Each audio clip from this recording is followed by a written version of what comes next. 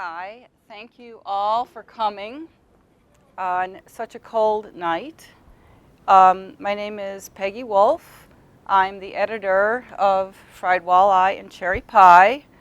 It is not a cookbook. It is a collection of what I think is the best Midwestern food writing. And Ohio University has invited me here to talk a little bit about the book, talk about food media, some of the things I see going on.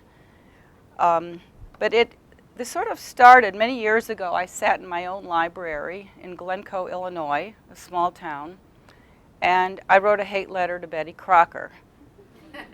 So I'm looking out at the age of this audience. That would be like Martha Stewart today. You're Martha Stewart. And the chocolate chip cookies, I was 11 years old. That's what we did in my house. We wrote letters if we didn't like something. The chocolate chip cookies I baked from Betty's picture cookbook didn't look like the ones in the book's photo. Those cookies were lacy looking and they were chewy looking. They had fat chocolate chips oozing out. Mine were a flop. They were gummy, and I thought Betty should know. So the Betty in my generation, as I said, would be Martha Stewart today, but I was so surprised. Betty wrote me back. And to get a letter from Betty and a package sitting on the front stoop was like rubbing elbows with celebrity. Because at the time, Eleanor Roosevelt was over in Kenya, and she was writing Betty letters about how to improve the flour over there. And Betty was writing to me. So it was a cookbook covering the basics in this package. Some tips, food preparation terms, and how to measure ingredients, because as the letter said, and I wish I had it today, they did test everything in the Betty Crocker kitchen up there in General Mills. And she sent me a set of plastic colored measuring spoons. So, this was my kickstart into the kitchen. And I was armed with Betty by my side. And I go back to that time. If any of you are writing memoir or personal essays, and maybe your professors are asking you to find where it all started. But I go back to that time to understand what sort of jump-started this obsession with food, because clearly that's what it's become. I just now write about it. I liked cooking for people. And I did it at the Woolworth's Luncheonette. That's a dime store. Okay, and because they gave me the teenage makeup to clean up on Saturday, and that's before lipsticks and mascara were packaged. So I said, please give me the lunch counter. I'll flip burgers, I'll make shakes, French fries. I cooked at a mountain lodge in the Cascades, and I wasn't hired to cook, but I found that in addition to hiking trails to photograph flora and fauna to make up brochures for hikers, I kept wandering back into the kitchen. Do you need some help with breakfast? Do you need me to go up on the mountain trails and get some wild blueberries? And the answer, of course, is yes, because there's 7 of us up there when we're running the whole kind of mountain lodge for the summer. I kept grains in mason jars when I was in college, labeled. I collected menus. I had 85, and my mom threw them out. I know, but she's not in the room, so I can say this. Writing about food came much later. I don't think you know, well, at least I didn't, who you're going to be as a writer, what your subject is going to be, but after writing 10 or 12 newspaper and magazine stories, I found I kept going back to food. So, as I said, Fried Walleye and Cherry Pie is not a cookbook, but it's an anthology, a compilation, a collection of food writing. Just so you know, I really believe that the best food writing is not about food. I didn't ask anybody to deconstruct bratwurst or Wisconsin cheddar cheese. That's another book for somebody else. I was looking for essays and personal stories that were centered on food. And I got everything from meatloaf to rhubarb, Italian beef to foie gras, state fair foods to slaughterhouses, and a lot of pie. There were some pie fights with my contributors. Everybody wanted pie. I could have recast this entire book and called it The Midwestern Sweet Tooth. Maybe that's the next one. But the real story is what's going on around the food, or as one of my writing pals says, it's the dirt behind the story. It's the family drama going on. It's about making some life changes, and the story is seen through food. That's Gail Gand, pastry chef. Or it's about longing. That's Elizabeth Berg. In fact, when I sent a letter to her agent, does anybody know the name Elizabeth Berg? She is, every book she writes fiction, it lands on the New York Times bestseller list. So I have to tell you, picking up the phone and hearing from Elizabeth Berg, that was a good day. And she says to me, I love doing stuff like this. I will write you a story about meatloaf or the Minnesota State Fair. And I thought, we'll take your pick, because Lorna Landvik had not yet grabbed the Minnesota State Fair. So I got meatloaf. Let's see. Her meatloaf story is really about, it's not about the recipe. I think she told me in one of our exchanges that the recipe came from an oatmeal box. It's about missing family dinner time, which has all but vanished today. It's a very sentimental piece about her Aunt Lala's meatloaf and what went into it and how you had to wash up your hands and how everybody gathered and so on. And it's a longing for family dinner time. John Marcus is another contributor. I'm going to try and talk about some Ohio, because I got some good Ohio writers. Does anybody know the name John Marcus? Okay, has anybody seen the Bill Cosby Show? All right, he wrote it. He wrote 57 episodes. He was what they call the showrunner, which I know it sounds like he's bringing coffee and bagels to the set, but he's actually the head writer. And what he did was explore food, and he went to the Madison County Fair, that's here in Ohio, where he grew up. So I wanted to read his essay. Okay, he's a TV comedy writer, right? I came of age in the rural Midwest, and my most vivid memories of pubescence placed me at the Madison County Fair. This is no soft focus reminiscence of goofy sexual innocence. No, as a clarinet player in the marching band, the bottom rung of the pecking order of initiation, I had to settle for walks down the county fair's midway, where, pained, I could only gaze at halter-topped objects of desire, strolling arm in arm with jersey-wearing football players. And driving home the point of my unworthiness, each girl had her free arm around a near life-size stuffed animal, proof that her selected mate could club the woolly mammoth and bring home its bacon. Girl, guy, and trophy all seemed to utter contemptuously to me, you can't have. Fortunately for the beta male, there was fair food, available just once a year and off the charts in saturated fat. These deeply satisfying eats were essential to boys in the woodwind section hoping to sublimate the emotional and physical pain of early unrequited lust. Elephant ears, deep-fried flaps of dough. Funnel cakes, also fried dough. And corn dogs, batter-dipped frankfurters, also fried. But please don't think of these as comfort food, born of hot flames and angry hissing oil, and feasted on in the electrically charged atmosphere of the Midway. This stuff goes beyond comfort. This is the fugu of comfort. This is thrill food.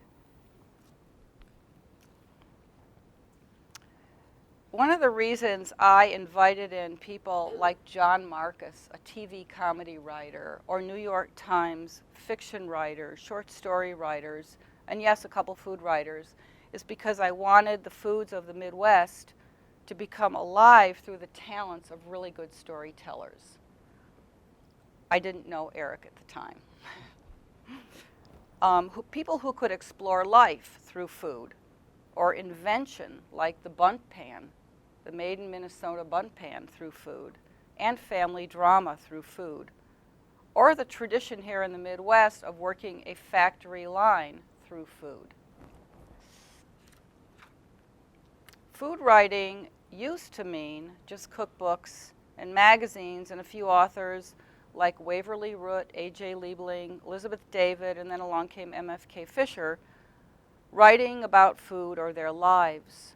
But the publishing world moved on from traditional cookbooks to this genre we call food lit.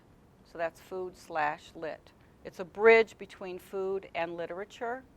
Instead of meal plans, these books have personal themes. Memoirs of restaurant chefs, confessions of food critics, such as Born Round, the secret history of a full-time eater that came from former New York Times restaurant critic Frank Bruni, who had a battle with weight his entire life, and he wrote about it. And then there's collections of essays about growing food, feeding others, even eating alone. It's personal writing, honest writing. Okay, I don't have slides, but I have a book to show you. Alone in the Kitchen with an Eggplant. These are stories of confessions of cooking for one and dining alone. And Jenny Ferrari Adler, she published this about 5-6 years ago. She came out of Michigan's graduate school in fiction, creative nonfiction. So this was a grad student who did this collection, and it's 20 tales from really well-known people, Marcella Hazan and so on, of eating alone. Then there's a book called Pieography. Okay, what kind of pie conveys the experience of starting a new job, becoming a mom, getting married? This is a collection of 30 of the country's top foodies to tell you what pie recipe captured the essence of her life. So during the course of my own book project, I remember walking into a bookstore, I guess it was Borders before they folded, and the teaser table of new nonfiction up front had a memoir built around baklava, an overview of honey called Robbing the Bees, all this alongside the more predictable titles, celebrity, self-help, and finance. So this genre we call food lit, the literature of food. It has other names: narrative food writing, literary food writing, creative nonfiction that's food-centered. It's just taken off like a barn fire. I love this territory because it includes the forms of writing that I like to read, personal essays and memoirs. So that is what I set about doing for my anthology, putting together a stable of the best contributors I could find.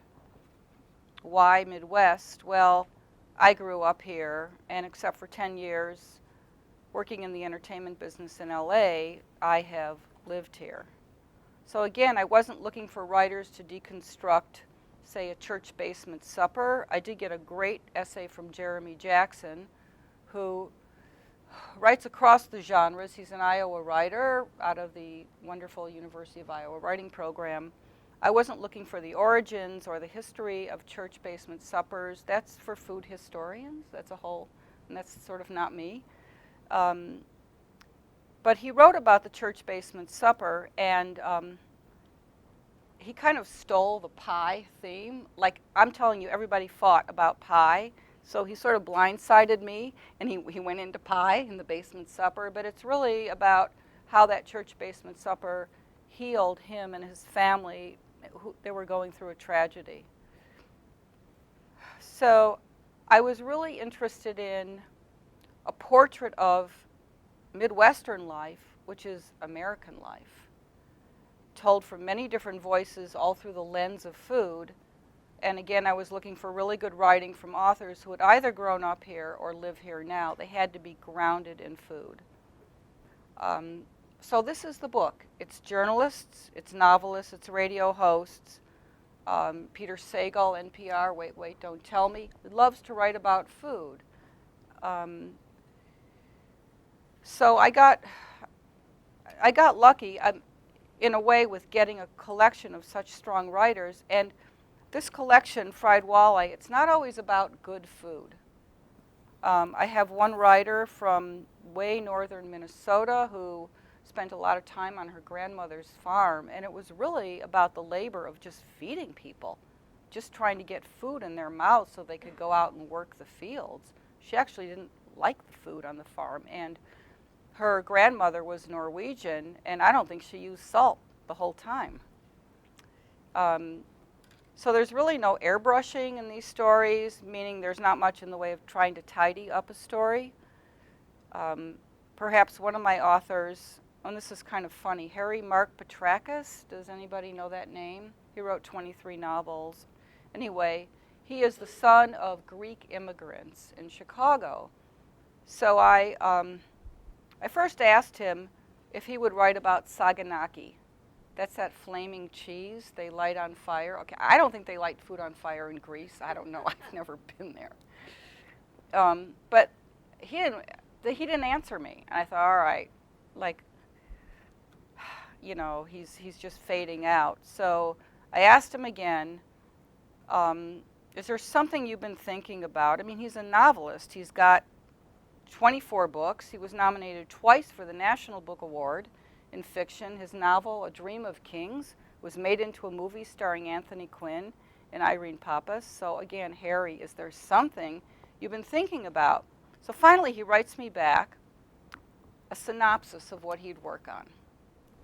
And it was not about good food, but it was about, and these are his words, a Greek man with culinary ineptitude who attempts to run a lunchroom and succeed behind the cash register, who now calls it the year of the plague. So living in a city like Chicago, where the Greeks own all the restaurants, there's the myth that all a Greek man had to do was stand behind the cash register and collect the money. So he goes on, he says, I'm not sure what I might write for you, since my primary contribution thus far to any culinary art has been the consumption of a great many different foods. As far as my being more directly involved with the serving of food, in the late 1940s, for a brief period of time, in partnership with a dear friend who had served 2 years as a navigator on a B-29 during the war, we bought a lunchroom in a factory railroad neighborhood of Chicago. I'll tell you, this is a neighborhood where hobos came off the trains. Our year in that shabby lunchroom can be summed up by telling you that while my friend had gone through 3 years of the war without a scratch, 3 months in the lunchroom had him suffering from combat fatigue and found me aged beyond my years. Our lunchroom experience was a disaster, which I have fortunately converted to a benefit by using it as the background for a number of stories and a pair of novels. Now, this is a Greek man who's got a temper, and in his story, and he writes about it, he threw a pie in someone's face. So I wanted to read a couple excerpts because I have some very strong Ohio writers. Robert Olmsted, who teaches at, got a lot of nods here, at Ohio Wesleyan.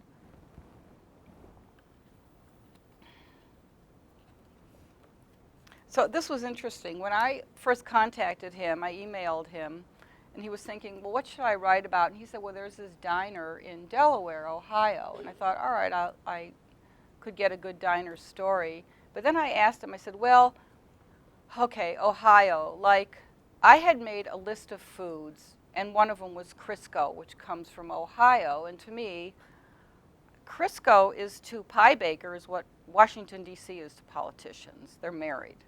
No, he didn't want to take on Crisco. I said, how about Cincinnati five-way chili? And he said, well, what's that?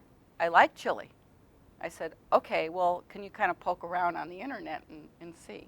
I got Cincinnati five-way chili. On the table before me are 3 coney dogs, each topped with a slurry of chili and a mound of shredded orange cheese. It's a chili dog, staple of the Midway, and nothing out of the ordinary aside from the supersized top hat of mild cheddar, old-fashioned American graffiti. But wait, beside that plate is another, a plate of spaghetti topped with that same slurry of chili, this time masquerading as marinara, and there's that same mound of shredded orange cheese. A food experience of familiar constituents in a most peculiar composition, a house of mirrors, a culinary tabletop where I suspect nothing will be quite what it seems. I pause in anticipatory confusion, my shirt front unstained, my taste buds prime but unsure of what direction to turn, unsure of what valves to turn. Sweet, salty, sour, bitter, the upstart umami. I inject hot sauce because it's on the table and because it's one of my several vices, one I depend upon to bring a familiar voice to a strange land. Hot sauce, the temporizer, the great equalizer. For some, the reach is salt or pepper or ketchup. For me, it's hot sauce. Actually, it's a vice that bridges to the shore of addiction. I love hot sauce and always carry a bottle with me whenever I travel. Hot sauce, Advil, toothpaste, quinine water. I am, as they say, a man with an appetite. I must eat. I lift a fork and dig in with gusto. A pitch and a twirl, and lofted into my mouth is a swirl of Cincinnati five-way goodness, Cincinnati five-way chili, a dish and a city inseparable.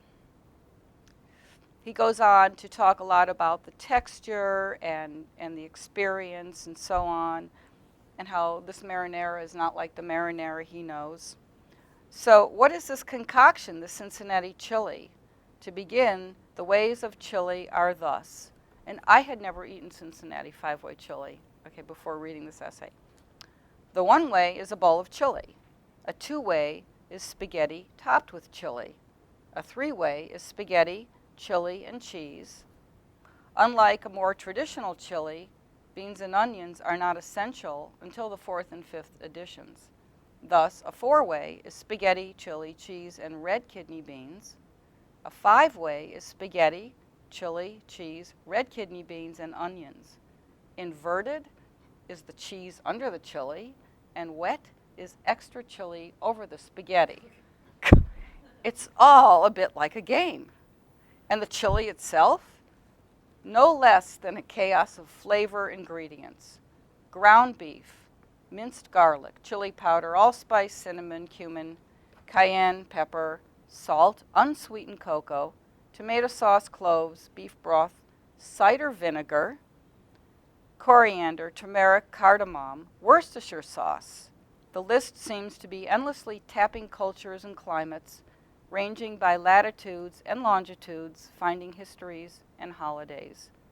How strange the faint, shadowy flavor hunch that unsweetened cocoa is one of the secret ingredients. Eyes closed and mouth full, and suddenly I have the feeling I am not in Cincinnati anymore. The chili powder, cinnamon, and cocoa step forward. Repeat, chili powder, cinnamon, and cocoa, and I imagine Montezuma, the emperor of Mexico, handing a goblet of liquid to Hernan Cortez, the boy conquistador, newly arrived from Spain. Predation on his mind. The date is sometime in 1519, and the drink is chocolato. It is revered by the Aztecs as an aphrodisiac, as well as an offering to the gods, and Montezuma, in his luxury, drinks as many as 50 goblets a day. So this guy is all over the world with Cincinnati five-way chili. So that's when I say that the food writing is not really all about the food. He is weaving in history and humor into his piece. I also got a very strong piece from Molly O'Neill, who grew up in Columbus. Molly is an author, and oh my gosh, her awards are endless, but she did a 10-year tenure at the New York Times. She was the food editor. I think Molly knows every single person in this country who has everything to do with food. Anyway, she went back to visit Columbus, Ohio, where her 5 brothers and her mom still live. And when she was a teenager, she couldn't get out of Columbus fast enough because she thought that the world existed way outside of Columbus. And in fact, she went to La Varenne, which is a cooking school in Paris, and so on. And when she went back to Columbus, and her essay is called I'll Eat Columbus, she found that the Midwest could be the center of the next food revolution. And I found it very interesting to be on Food Channel's internet site the other day And that was exactly their prediction for 2014. They predict food trends. Number one was Midwestern food. So I thought Molly was a little ahead of the game. She found the food scene in Columbus to be unbelievable. And I think it has a lot to do with the immigrants coming in. I was just telling one of Eric's students a little bit earlier today that after the Vietnam War, and there were so many refugees from Cambodia, from all over Southeast Asia, and your governor of Ohio, the governor of Iowa, they raised their hands and they said, we'll take them, send them here. And the government, the US government, paid $500 for every single refugee to be settled. So you know, it wasn't about the money that people were getting, because that $500 isn't going to go that far. Even now today, when I go to a farmer's market in Madison, Wisconsin, there are Hmong farmers there. I can't tell you the vegetables that are coming out of the soil. Anyway, so why this title? I get asked this a lot, so I thought I would bring it up. Fried walleye. All right, you guys here in Ohio are having a war, whether you know it or not, with the state of Minnesota, of who is the U.S. capital of walleye. And it's very fun. I'm not taking sides. But I think a lot of your walleye actually comes from Canadian waters. Like, you know, when you see a map and you have that little dotted line in the middle of Lake Erie or Lake Ontario, like whose waters the walleye are coming from. Anyway, you have very good walleye here. I had some yesterday in Columbus. Cherry pie, that's a nod to the most outstanding cherry growing region in America, which is up in the Lalano Peninsula in way northern Michigan. I think 75 to 80% of our cherries in the US come from that one little area. Another question I've been getting asked is, why did I do this? Because it hadn't been done before. There are collections of food writing from the South and so on. I really did it because I feel the Midwest is underappreciated and that we're underrepresented. I think we're a hidden gem, and I think we get a bad rap. We are flyover country. In looking at the Midwest, I feel that it was a region full of tradition and change. We've made strides forward in ingenuity, ingredient sourcing techniques, and I've seen a restaurant renaissance. And I don't mean just in Chicago. I was in Kalamazoo. I've been crisscrossing the Midwest for the last few months. Okay, Kalamazoo, Michigan. There is a restaurant there called Food Dance. They source everything from local farmers as much as they can. I mean, the salmon is not coming locally. But they bring in animals into the back room. The animals have already been slaughtered, but they're dismantling them in the back room, like a butcher might, like a very trend-setting butcher might. And they know where the animals have come from. They know how they've been raised. They know there's no hormones and so on. And I feel this is a real restaurant renaissance, and it is happening here in the Midwest. It is not just on the East and West Coast. So I felt, again, that we get a bad rap, and I wanted to point to some of the trends that I've been seeing here. One of my authors, her name is Robin Mather. She was at the Chicago Tribune, one of the assistant editors in the food section. And the Tribune, like other newspapers, has scaled back. At least they're still there, thank God, because I write for them. And she lost her job, and she lost her husband in 1 week. So she went to live up in their bungalow in Michigan, and she lived on $40 a week.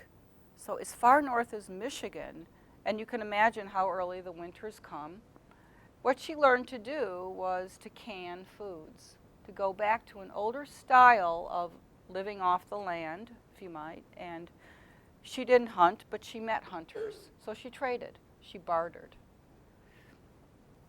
So I felt that was a trend, and we're seeing it here. Foraging, that's a trend, we're seeing it here. The other thing I have been noticing, I call myself old media because I write for magazines and newspapers, and I have a book. But there's been this explosion in the world of food media. And by that I mean print, that's books, that's newsletters, such as the ones from the edible communities. I know you have an edible Columbus, the edible communities, and they're all over the country. There's newspaper food sections, though that is dwindling, online chat forums, websites, blogs, radio shows like The Splendid Table that Lynn Rosetta Casper hosts, and of course, television, food TV. And last month I found something else. If I had to give this event I was at a name, I'd call it pop-up storytelling. One Monday night, the chef of a very hip Chicago restaurant called TWO, he closed his doors. Maybe he wanted to try out some new menu item or an appetizer item. The room drinks were poured, and for the next couple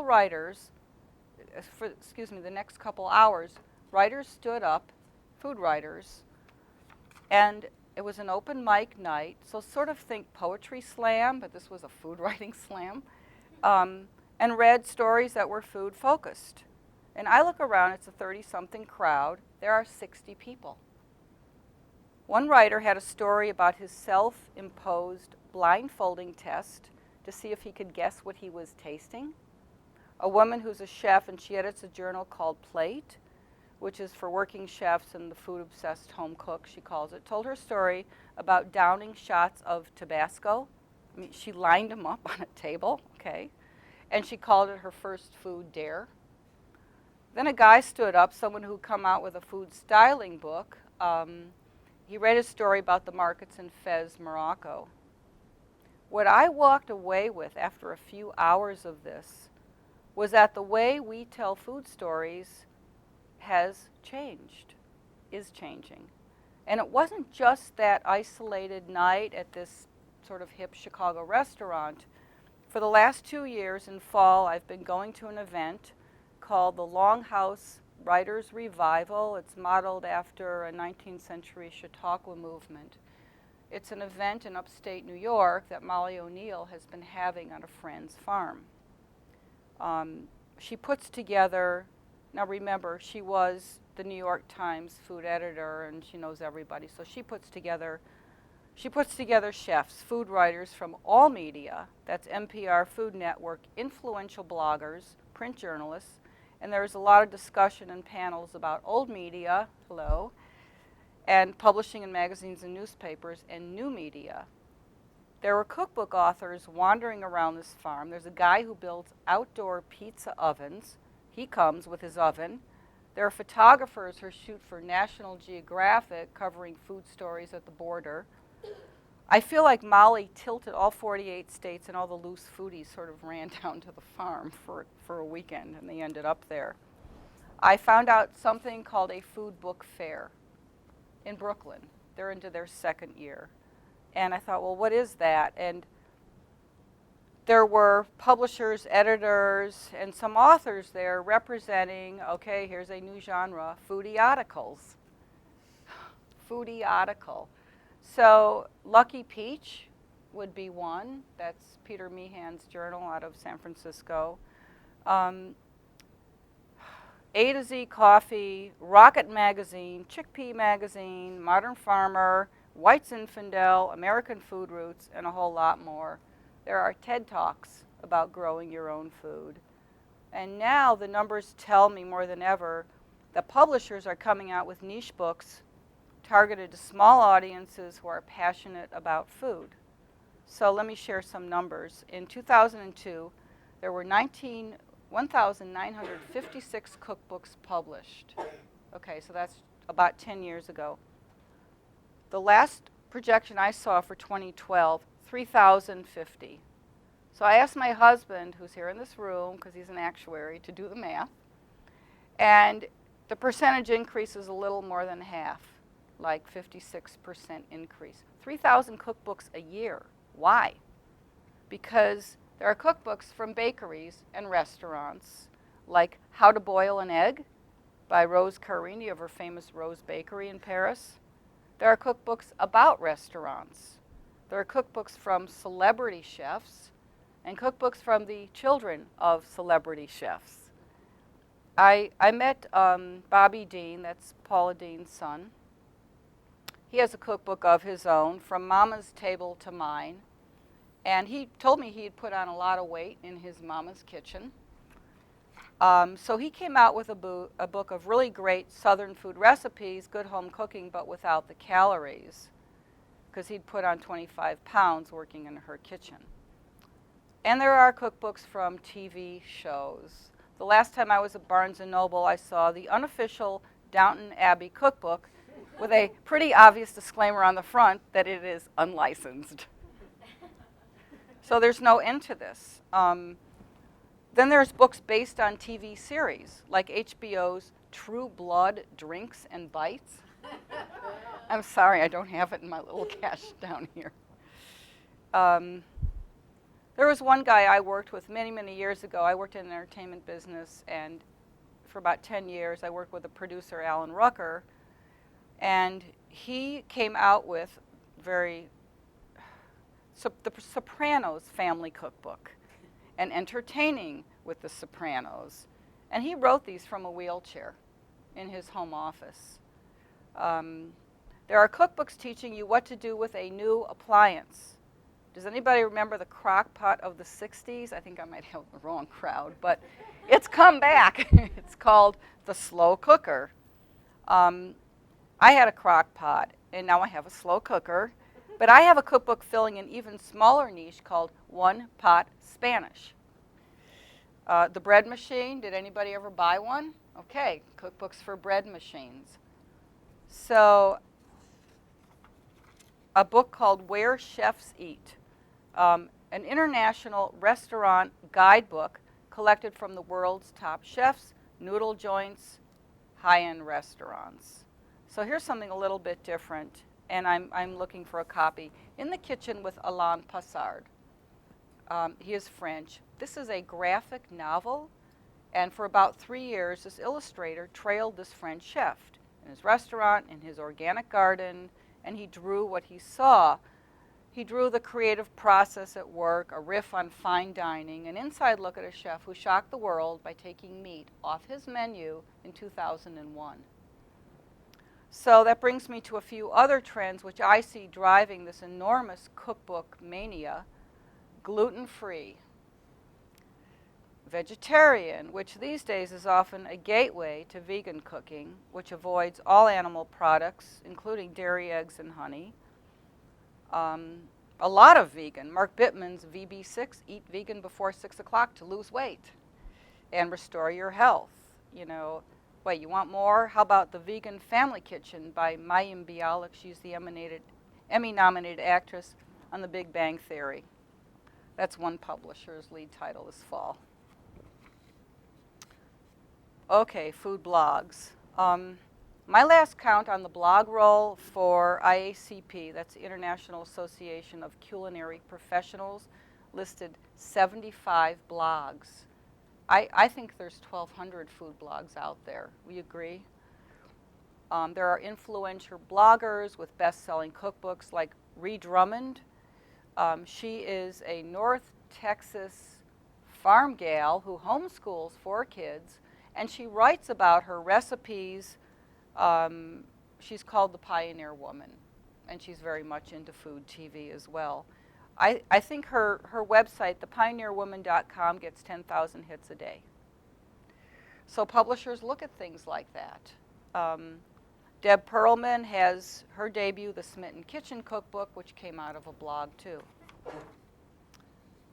Diane Jacob, she is a food writer from San Francisco. She's a blogger, a writing coach, and then she's the author of Will Write for Food, which was revised and already went into a 2nd edition.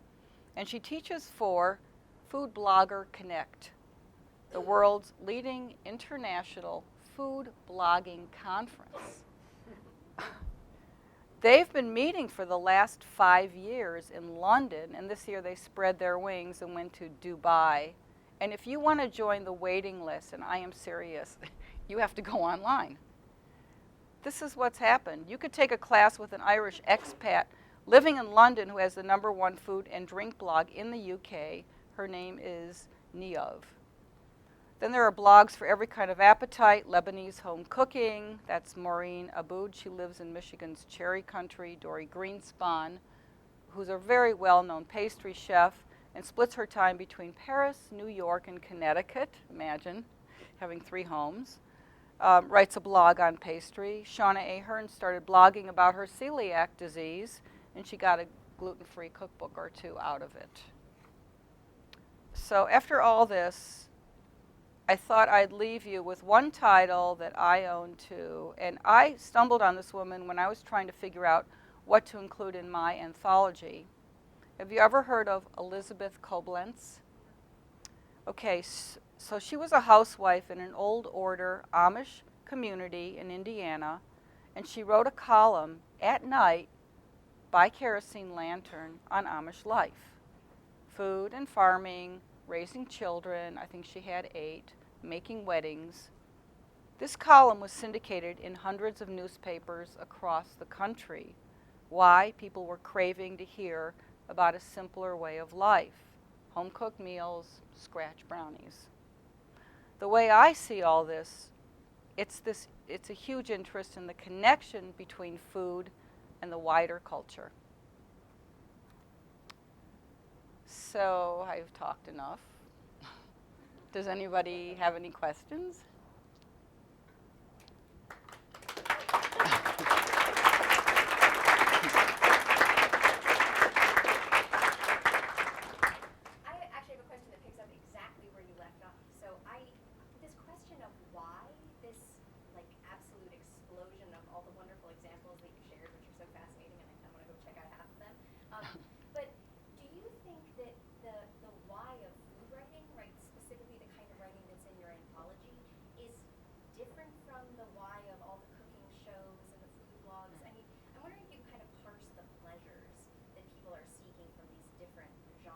Well, I see food TV as entertainment. Yeah. I mean, honestly, my niece works on food TV, Food Network, and so on, and I don't think you learn to cook by watching those shows. Really, if you have 9 ingredients and you have 2.5 minutes and the clock is, this is entertainment. And people seem to love it. And you throw in a celebrity or 2 and you have a show. That's like nothing to do with food. But there are cookbooks from the Food Network. I don't know. I think it's finally a trend that's here to stay, is that people care, finally, what they're putting in their mouths, what they're eating. Where is it coming from? How far away is it coming from? I mean, here in Athens, you have some 30-mile theme. I think this is great. You can probably get a lot of what you eat just out of 30 miles if you really look and you try. You know I am influenced as a shopper, maybe you are too, when you go to the market and you buy fish, where did it come from, and so on. There's one butcher who I did a story on for the Tribune, I don't know, a few months ago. The Butcher and the Larder is his shop. It's in Chicago. And if you go there on the grillingest of holidays, like July 4th, Labor Day, Memorial Day, and you're in line to buy your meat, he has a huge blackboard, and he has sourced everything, lamb chops, rib chops, all the pork pieces, all the chicken pieces. You know where the farm is, you know what state it's in. It's just out there for everybody to see. So I think, and also he's another guy who, the animals come into the back room, and that's where they're dismantled. And if you peek, you see whole animals there. Now there's another butcher I use who's a little closer in. I said, oh my gosh, there's this trend of whole animal butchering. And he looks at me, he goes, that's a yuppie thing. I've been doing this for 35 years. Me and my dad. So I don't know, what's old comes around again. Yeah? Do you think that there's any other common thread or theme that ties, evokes so many personal essays or memoirs like food does? I think the question is, are there other themes that evoke so many essays or memoirs like food does? Travel. Absolutely. I used to go to Barnes & Noble to the travel shelf, and I don't mean London on $5 a day, well, $25 a day, okay. It's huge. One woman traveling alone in France. I mean narratives. I don't mean the how-to and where and how to stay somewhere. I think I saw it happen in travel first. And the food writing shelf at that time was tiny. If you're thinking of where to veer off with your own writing, you know.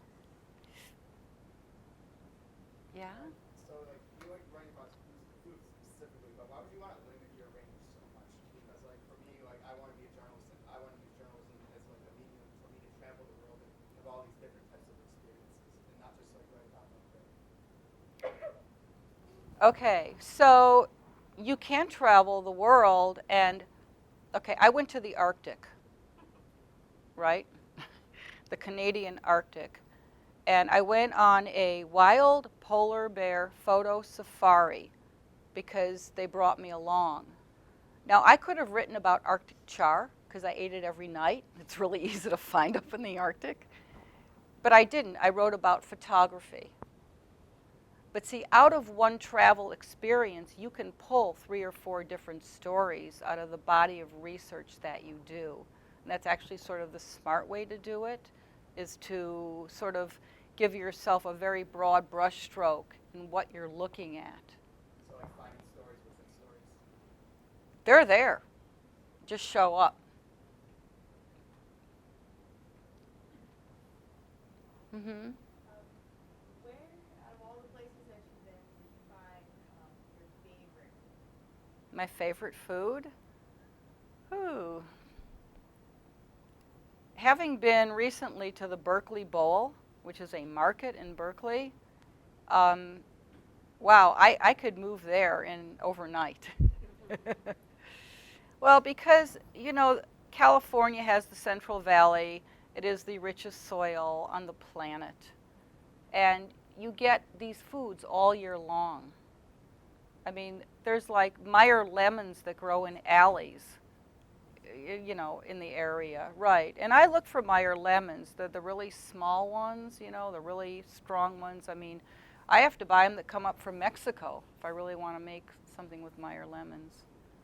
I would say California. Maybe one more? Mm-hmm. One more One more question? question? And then there's food. Okay. You can answer this quickly, because you just said the word food, and now no one's going to want to listen. But what do you think of the local food movement, just in general? It's fabulous. Do you think there's a lot of writing about the local movement as much, or do you think that's going to come even more? Well, I think the writers follow the people who are doing it. I think it's a two-way thing. And it's just like my husband and I were at a restaurant the other night, and I asked the chef, I asked, will the chef come out from the kitchen and speak to me, you know? And she did, and I said to her, her name's Sarah Stegner, it's Prairie Grass. She used to be the chef at the Ritz-Carlton in Chicago. She got her own restaurant. All her food comes from local sources, okay? And that is her mantra.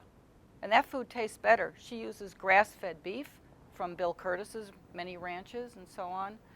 But she said, because we were talking about food trends, I said, what creates a food trend? Where does it start? Because I believe it starts with the chef in the kitchen. She says, but you need to convince your diners, the public, to eat it. So for example, another night last week, I was at a restaurant and I ordered a salad, and the chef took black rice. He didn't cook it, he crisped it.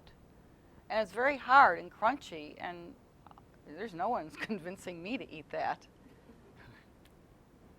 I don't know, I probably went way beyond your... Well, I think the chef is going to learn. They do look at the plates that come back to the kitchen, whether they're clean. You know, a good chef wants to know from the server how did they like the meal, and so on. Yeah? We're sitting in Athens, and there's local food here galore if you choose to go to certain places. And I am kind of an outsider in the sense that I lived 5 years in Japan before I came here. So looking at the food there versus here, people respect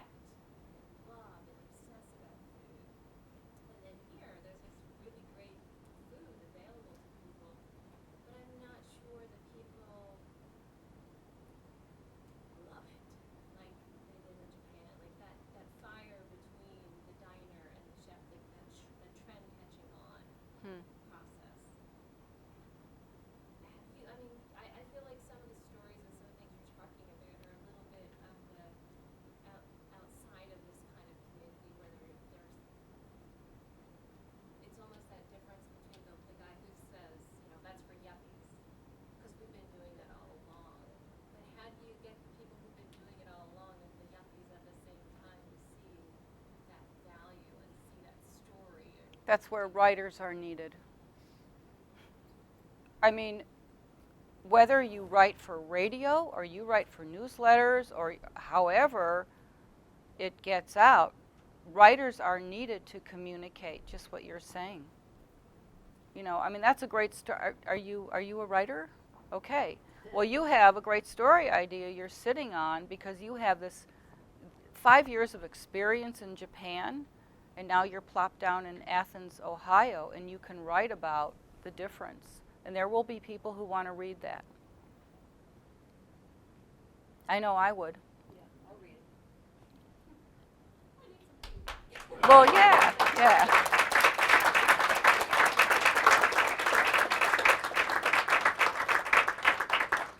So thank you all for coming. I'm Eric LeMay. I was supposed to Oh, officially God, I'm introduce so Peggy. sorry. So Oh, go ahead. You're such a writer. welcome. I'll say we have a lot of young writers in the room right now, also known as students who will not sleep tonight or several nights as they are studying and writing. But I want to thank you for coming, and I want to thank all of you for coming out. And one little piece from the introduction, which is, you know, a good food book if at the end you think that's not only good writing, but you want to eat as a result of it. And we have food back there in the faculty commons. Please help yourselves and dine with Peggy. The book is for sale, so there's plenty of copies if you'd like a copy of the book, and I'm sure she'd be happy to sign it. But otherwise, thanks for a great food semester, and we'll see y'all after the break. Oh, good.